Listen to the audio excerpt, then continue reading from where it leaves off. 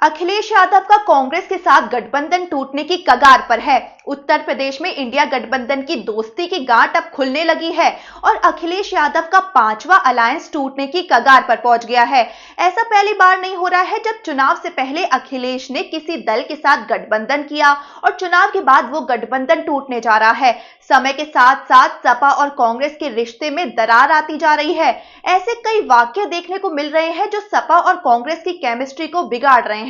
2017 विधानसभा चुनावों की बात करें तो सपा का कांग्रेस से गठबंधन हुआ था, लेकिन चुनाव के बाद यूपी के दो लड़कों की जोड़ी अलग हो गई थी।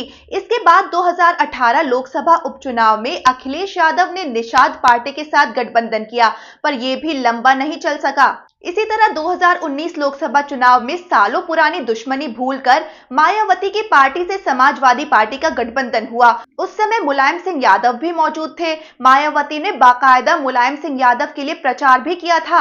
यहां तक कि उस चुनाव में मायावती ने सपा उम्मीदवार को वोट देने की बात भी कही थी, लेकिन इस गठबंधन की गांठ भी चुनाव के नतीजे आने के बाद खुल गई।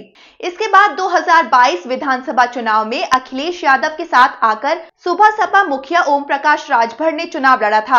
अब इंडिया गठबंधन इस तरह से ऐसा पांचवा गठबंधन होगा जो चुनाव से पहले बना और चुनाव के बाद टूटने के कगार पर आ गया है। लोकसभा चुनाव 2024 में यूपी में बीजेपी की विजय रथ की हवा निकालने वाले इंडिया गठबंधन में करीब 6 महीने के अंदर ही दरार पड़ती दिख रही है।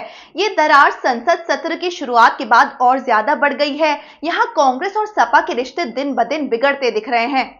संसद में अखिलेश यादव का थैंक यू कांग्रेस कहकर तंज कसना हो, राम गोपाल यादव का राहुल गांधी के संभल दौरे को फॉर्मेलिटी करार देना, संसद में विपक्ष की आगे की सीट में से सपा के अवधेश प्रसाद की सीट को पीछे कर देना, उसके बाद आजम खान का समाजवादी पार्टी पर जेल से लिखी चिट्ठी के जरिए खुलकर हमला बोल देना, संभल और हाथरस में राहुल गांधी का मुसलमान और दलितों के बीच जाना, ये ऐसे मामले हैं जो सपा और कांग्रेस की केमिस्ट्री को बिगाड़ रहे हैं।